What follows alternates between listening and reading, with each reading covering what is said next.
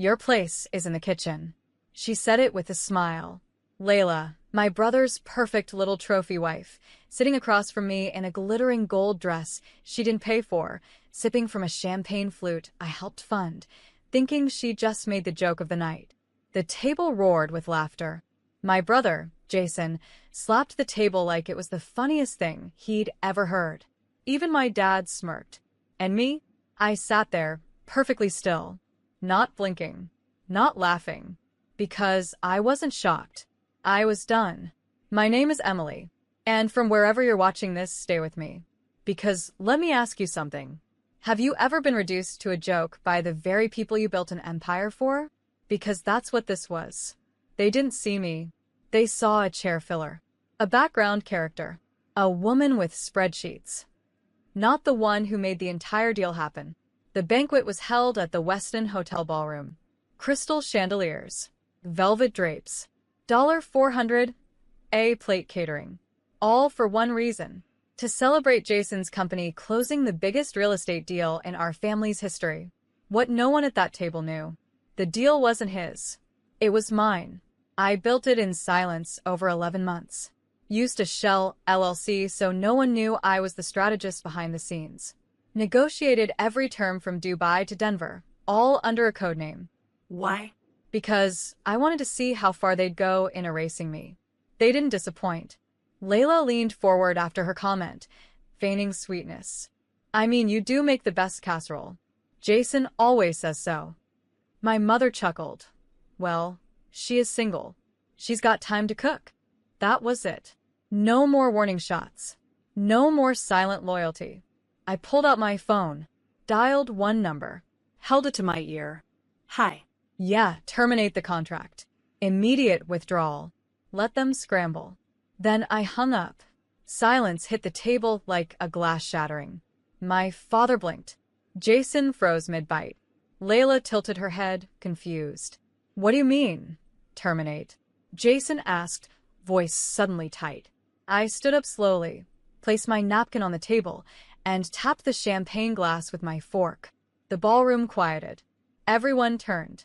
I clicked the small remote in my other hand. Behind me, the LED screen above the stage changed. Jason's name disappeared. Mine appeared. Emily Blake, lead executive architect, Blake Holdings LLC. Below it, the title, The Mind Behind the Merger. Gasps rippled through the hall. Jason's business partner dropped his fork. A VP from New York stood up, stunned. Layla looked like she'd swallowed glass. This deal, I said calmly, was mine.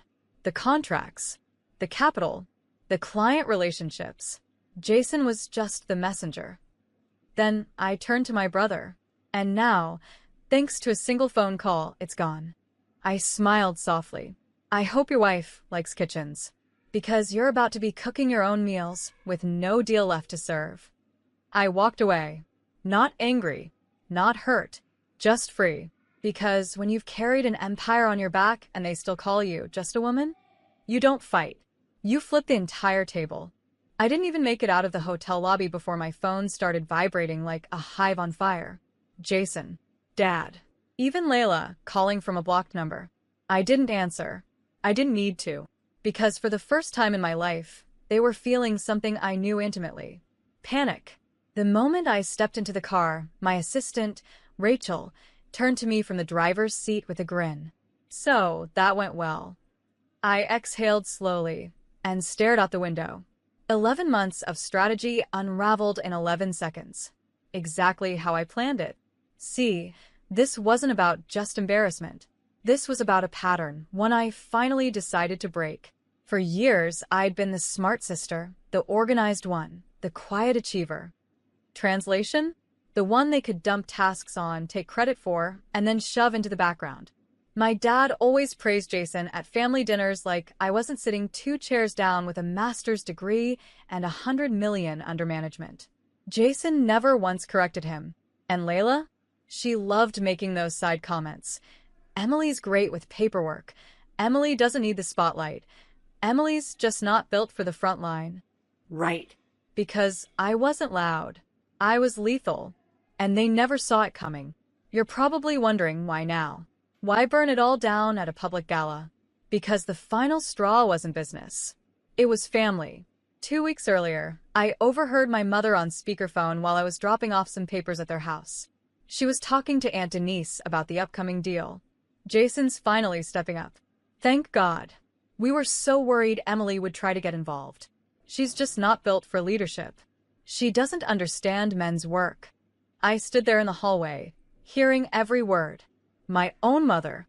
So I decided that day, if they think I'm not built for power, then they don't deserve to know when I'm running it.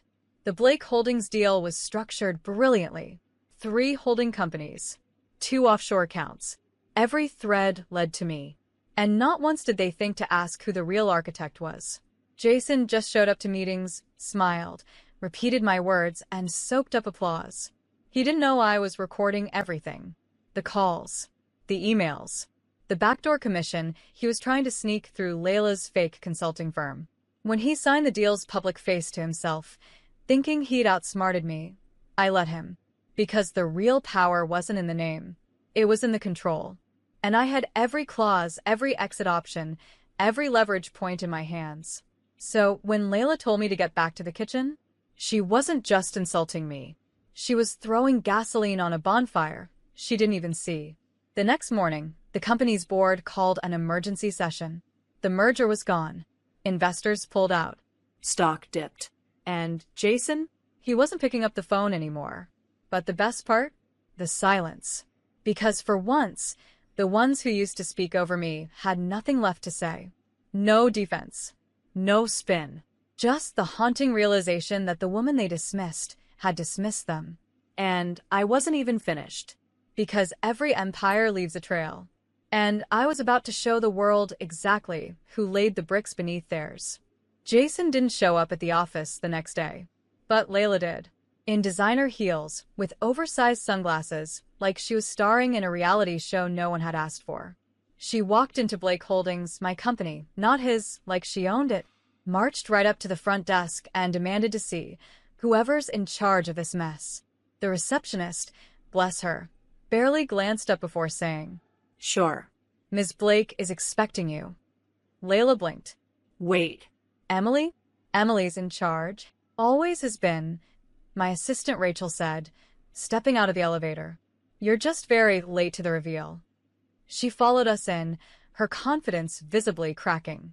We walked into the executive conference room, the same one Jason once told me wasn't a place for scheduling assistants.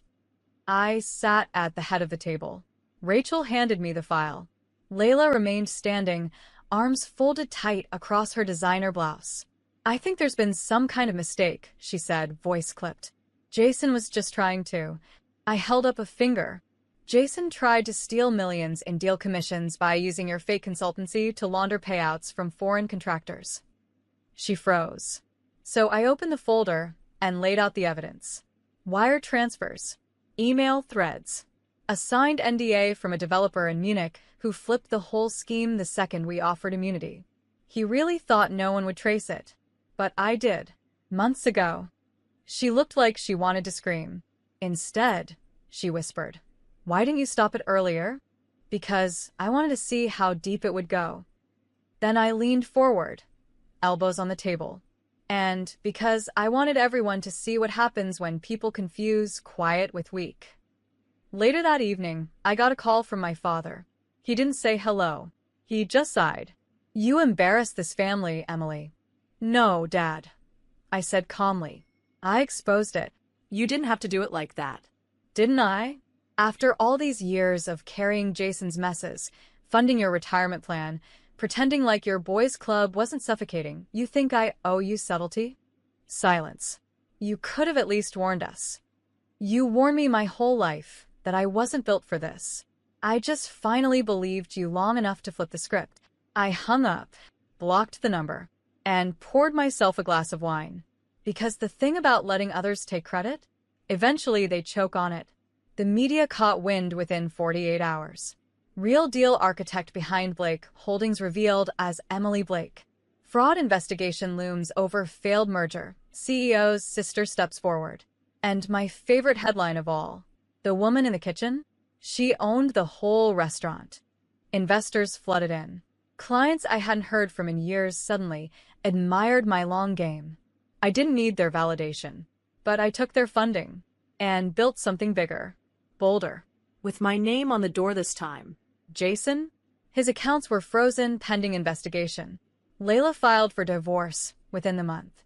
My parents tried to host a family dinner to heal. I sent back their invitation with a sticky note that said, "Kitchens close," because here's what they never taught me. Sometimes revenge isn't rage. Sometimes it's calm, measured. A slow-turning knife they handed you years ago, and you learned how to sharpen it with every fake smile, every backhanded comment, every know your place. And now, I knew mine. It was never in the kitchen. It was at the head of the table. By week 2, I had taken the bones of the failed merger and stitched together something smarter. Cleaner. Scandal-free. I renamed the venture Blake Capital. Short. Sleek. Powerful. And for once, no one asked who the E stood for. Because now they knew. The best part? The very same investors who once told me I was too academic, too cautious, or my favorite, too emotional to scale aggressively, were now practically begging for a seat at the table. I made them wait 3 weeks, then invited them to the new office launch with a note that read, "Only one seat available. Bring humility." Meanwhile, Jason had gone dark. His accounts? Frozen. His business license? Under review. His marriage? Over. Layla filed for divorce citing irreconcilable exposure. It was messy. She tried to pin it all on him, but I had emails from her. She thought CCNG me on her secret invoices would go unnoticed. Rookie mistake. She forgot I read everything. One afternoon, I was going through the final paperwork to buy out the last of Jason's shares, the ones he secretly tried to hide under a childhood friend's name, when Rachel walked in with a grin on her face. "Guess who's waiting in the lobby? Santa Claus?" I said. Close. "Jason." I looked up, blinked once. "Send him in, but make him wait 5 minutes. I want him to remember who owns the clock now." When he walked into my office, he looked smaller. Not physically, emotionally, like someone had finally peeled away his performance.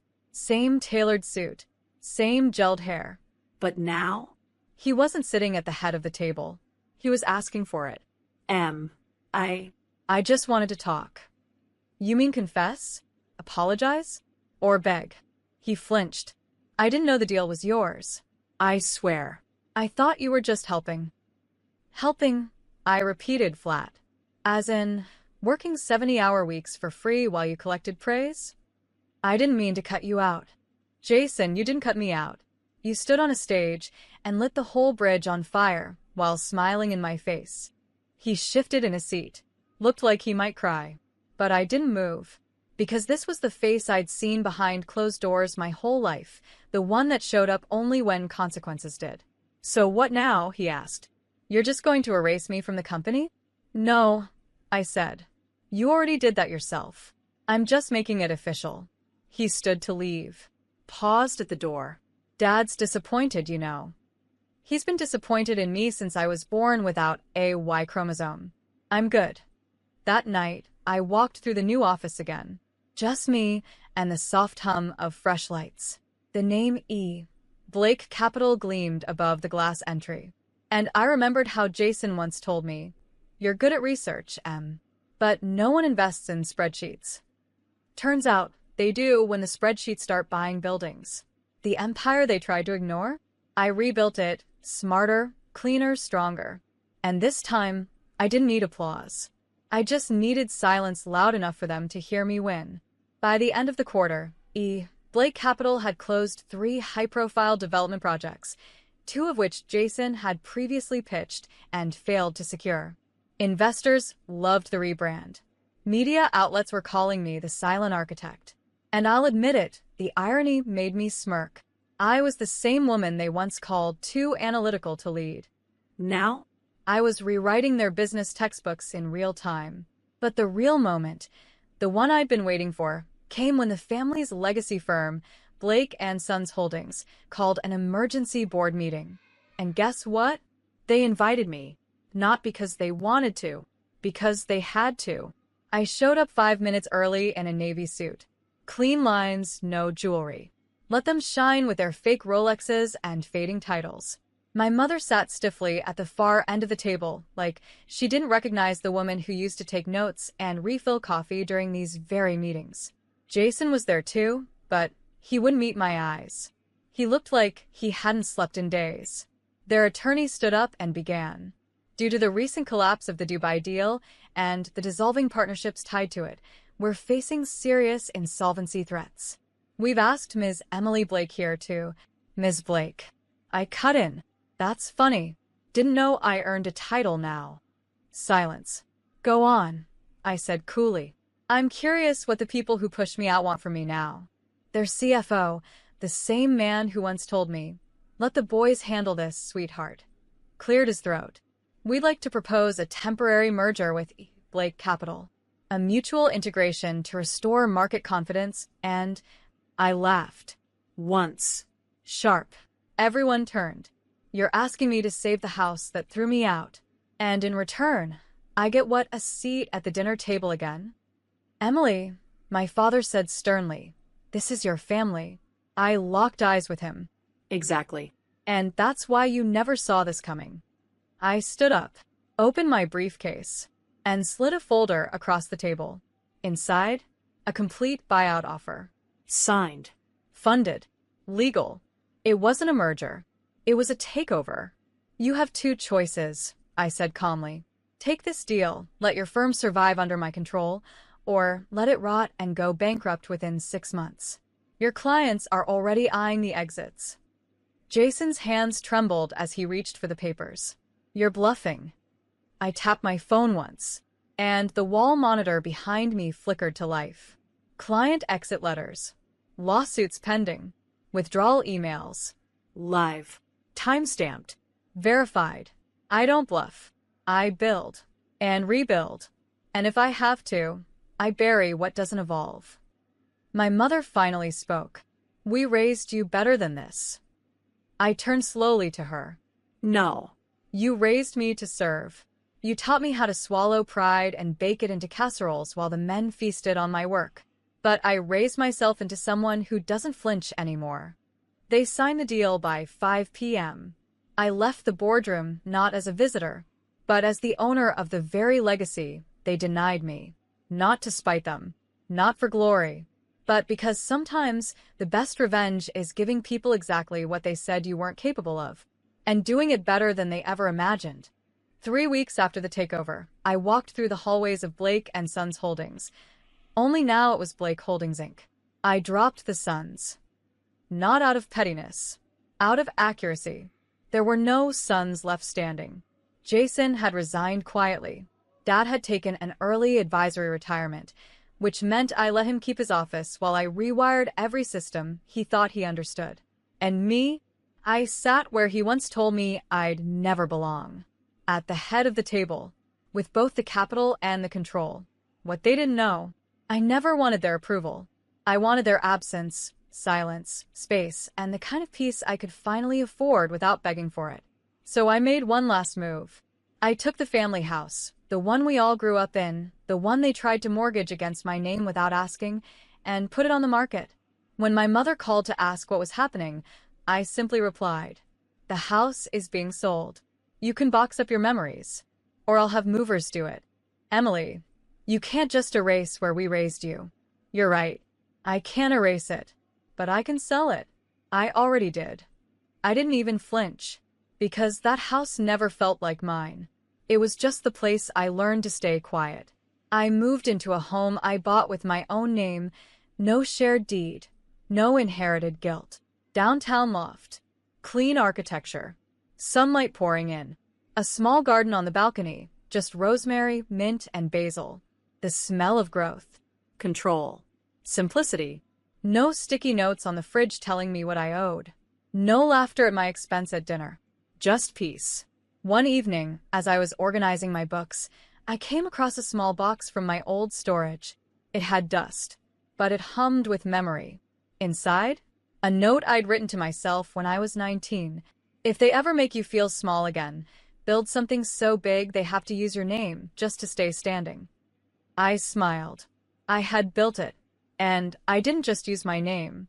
I turned it into a standard. Then came the phone call I wasn't expecting. Jason. He left a voicemail, broken voice, raw around the edges. Emily, I messed up. I know I did. And I know you don't owe me anything. But I'm sorry. I lost everything. I don't even know who I am without the title, without the noise. But you figured it out. You always did. I was just too busy pretending. I didn't return the call. Not out of cruelty. Out of closure. Some stories need to be told. Others need to end. And this one, it wasn't about revenge anymore. It was about redistribution. Of power. Of voice. Of legacy. The house that raised me taught me obedience. But the house I built, it taught me value. Mine. And for the first time in my life, I didn't feel like someone's assistant. Someone's sister. Someone's afterthought. I felt like someone who walked away from the wreckage and turned it into a throne. The first time I saw my father after the buyout, he was sitting alone at the edge of a charity gala we used to attend together, back when I was the +1 in my own legacy. He didn't notice me at first. He was thinner, quieter, wearing the same old cufflinks he used to boast about. The ones Mom gave him when Blake and Sons hit its first million. Now, he looked like a man clinging to past glitter while the gold had moved on. I could have walked away, but I didn't. I walked right up, glass in hand, heels echoing through the marble. He looked up slowly. Emily. Dad. A beat passed. Not awkward, just inevitable. Did you really have to change the name? He asked. I didn't smile. I didn't flinch. Yes. Because there are no sons left. And the ones who built the empire were never listed on the front. He sighed, shoulders slumping like he suddenly felt his age. It's strange. You look so much like your mother when she was younger. But you move like no one we ever knew. Maybe because I had to move through everything you pretended wasn't broken. He didn't respond. Back at my table, Rachel leaned in with a quiet smirk. They're calling you the Storm and Heels online. I shook my head. Let them talk. I'm done explaining the thunder. We raised our glasses. I didn't toast to vengeance. Or to victory. I toasted to visibility. Because for years, I did everything right. Paid my dues. Let my name sit quietly behind Jason's success. Cooked the dinners. Covered the bills. Smiled through it all. And for what? To be told my place was in the kitchen? To be erased from deals I designed? To be thanked with sticky notes and sarcasm? No more. The next week, I launched something new. The Blake Initiative. A mentorship program for young women in finance, law, and tech. We offered capital, but more importantly, we offered clarity. No smoke. No politics. No boys' club dinners with closed-door deals. Just women who'd had enough of ceilings. Glass or otherwise. One of our first applicants was a 21-year-old coder from Detroit who had been passed over 3 times by companies that told her she was too intense. Her pitch? Flawless. Her drive? Unstoppable. When I handed her the acceptance letter personally, she cried. I thought no one like you even noticed girls like me. I took her hands and said, I was you. They just didn't see it.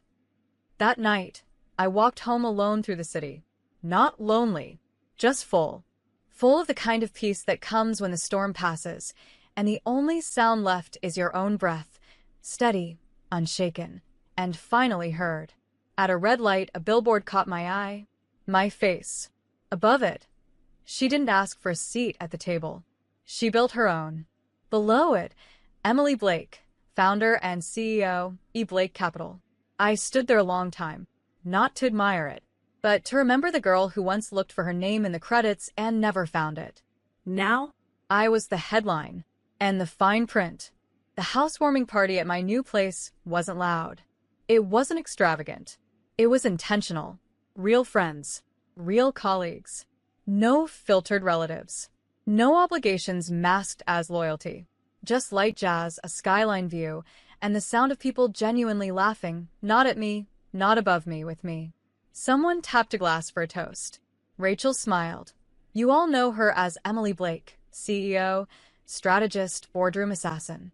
But I knew her when she was sharing office space with a printer and didn't even have her own chair. Laughter echoed. Then silence. Everyone looked to me. I held my glass but didn't raise it. Instead, I said, "A year ago, I was standing in a dining hall where I was told my place was in the kitchen. My brother's wife smirked like it was a fact. My family laughed, and I did what I'd always done. I stayed quiet. But silence isn't submission. Sometimes silence is strategy, and sometimes it's the sound just before the ground shifts." I looked around the room, at the women I hired, the team I built, the world I redesigned. I was never weak. I was waiting. And this was what they had waited for. A few days later, I visited my old childhood home. It was almost empty now. Just boxes and dust and echoes of voices that had never really seen me. In the corner of the attic was the last thing left behind. An old wooden sign. Family means everything. I stared at it. Then, with a marker from my purse, I added, "Unless they spend it." I left it there, not out of spite, out of memory, so that anyone who walked in after would know. This was once a home. Then it became a battlefield. Then it became mine. On my way out, I passed the garden where I used to sit with books while the rest of them played power games inside. I picked a single rose from the overgrown bush. Not for decoration, for closure. Weeks later, Jason texted me again. "I'm in therapy. Starting over. No angle. Just wanted to say thank you for not destroying me when you had the chance." I didn't respond, because forgiveness doesn't require replies, and peace doesn't need performance. I was scheduled to speak at a global finance conference in LA. The night before, I stood on my balcony with tea in hand. Beneath me, a city sparkled. Above me, silence held. And within me, stillness. The kind I never thought I'd feel, because they taught me I had to earn rest. Now I knew. Rest is a right. Respect is non-negotiable. And revenge? It's not always fire and fury. Sometimes it's a locked door you walk past, while they pound on the other side, begging to be let into a world they once told you you'd never belong to. I turned off my phone, closed my laptop, and whispered the final words of the story they tried to erase. She wasn't the girl who broke. She was the woman who rebuilt.